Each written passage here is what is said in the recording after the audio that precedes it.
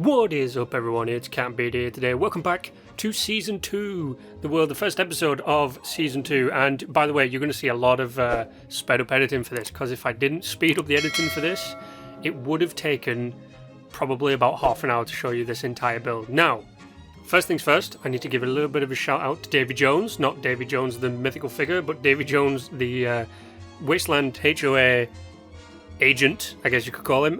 He gave me a little bit of help with this build, because we were talking last night after I checked out his lighthouse, and I was like, you know, I want to build something like this. And he was like, why don't you build an aircraft carrier?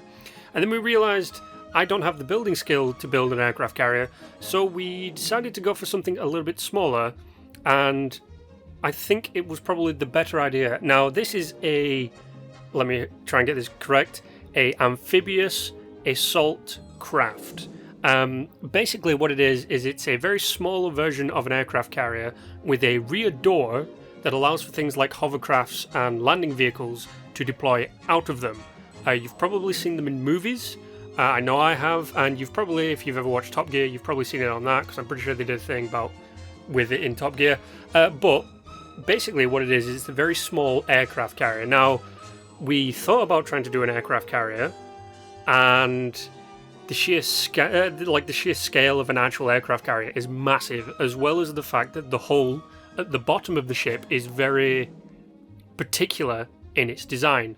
Now, this is also kind of very particular in its design, but it's not as shapely as an aircraft carrier. An aircraft carrier is very thin at the front, and then it kind of bulks out at the back.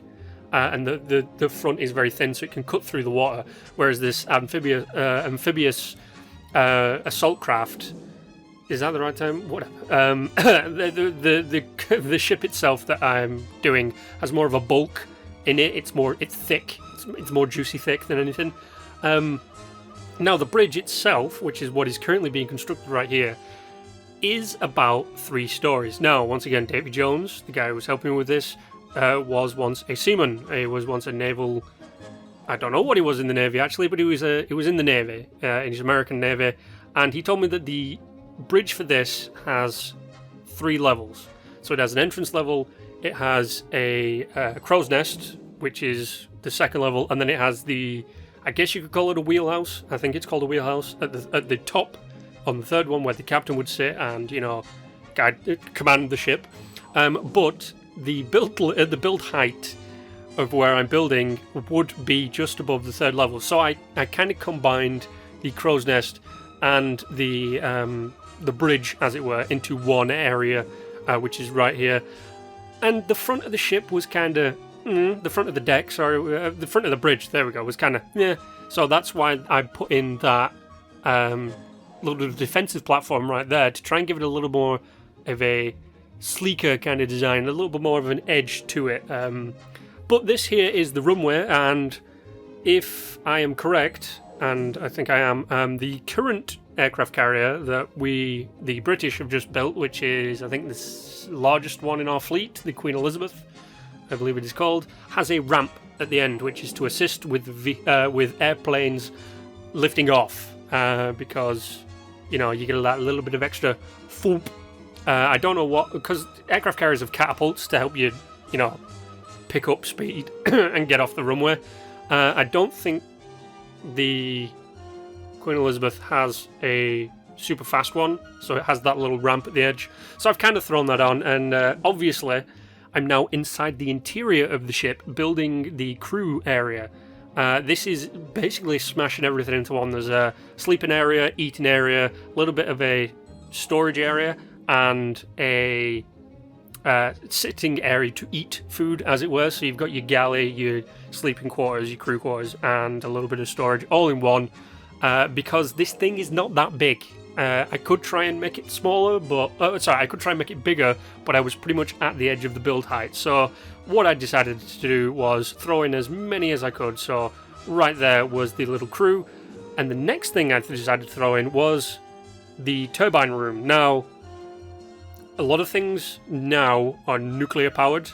They have nuclear powered turbines, but this is a fusion powered turbine, I guess you could call it, because it uses the fusion generators. So this thing has 200 plus power at its disposal, and it doesn't even use the full 100. I just like the fact that I'd already built 2 of them, so I actually had 2 already built, and I save them as best as I can. I try and use them whenever they are deemed necessary. And this is, it's the Fallout universe. Is it a warship? Would it be it wouldn't be a battleship. And I don't think it'd be a destroyer. It might be a cruiser. I don't know.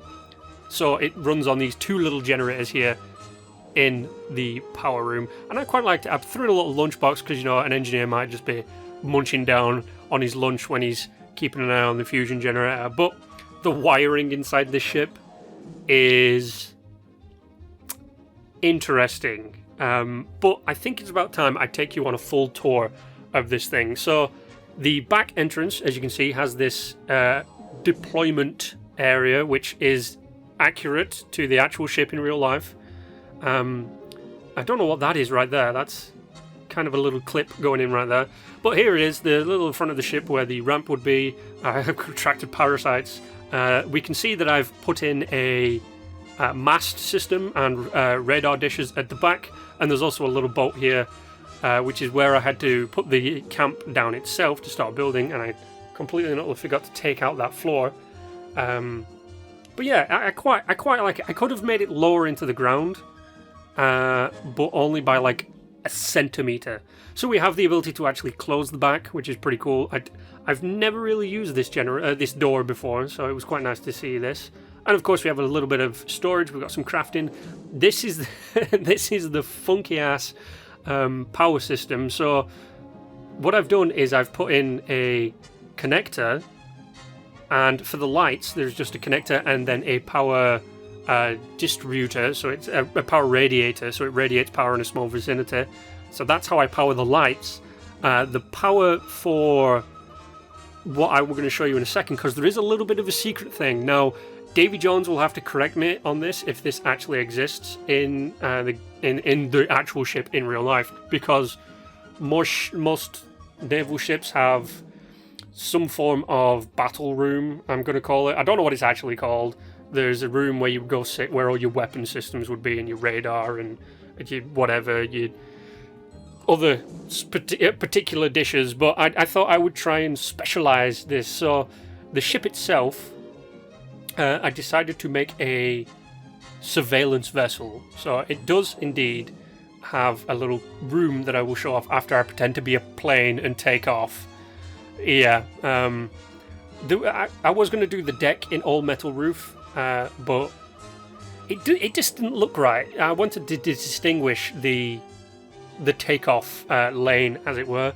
So as you can see, yeah, there's what I was doing. I wanted to make this a little bit more detailed. But just here under the stairs, I have my radar room, I guess you could call it, my surveillance area of Appalachia. I like being a spy. We're British. The British are probably one of the best spy agencies in the world, with MI6 and MI5. So I put in the little red lights to make it more tactical, I guess you could call it. I probably should have gone green or something.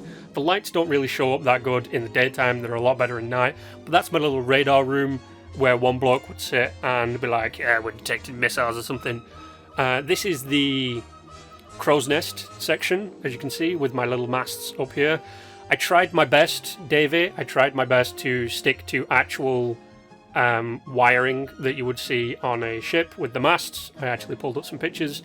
But of course we have the captain's chair, which is raised on elevation, which I do believe is also correct, with his 2 monitors in front of him, where his first officer would probably stand and monitor things around the ship, which I kind of liked. And that barbecue grill there is just for fun. But the wheelhouse right here is right behind the chair, which I'm pretty sure is where it is in real life. Not directly behind the chair, but behind the captain. And I put in the little kind of wind chimes to make it maybe something you'd tug on or something, or pull or turn or twizzle. I don't know. I prefer the Air Force than the Navy, because I'm not a big fan of the sea. But there it is. There's my ship, which doesn't actually have a name, and it needs to be named at some point. My runway, it's so fun pretending to be a plane. If I could get vertibirds to land on this, I would. But there are the 2, HOA and PKOA, the 2 things that I am members of. Here's my little radar room again. I really like this. I might make a better version of this. Of course, my captain's chair with Captain on the back of it. I loved making this build, and it's kicking off Season 2. It had to be something big and over the top. I did want to try and build an airship. I will probably build an airship at some point, but there we go, ladies and gentlemen. That is my ship. Give me a name in the comment section down below. Let me know what we should name this. It will be HMS something because I'm British, and the British ships are HMS, so it will be HMS something. It won't be USS like the American one, but I don't know. Maybe we can have a little fun. But there it is, ladies and gentlemen.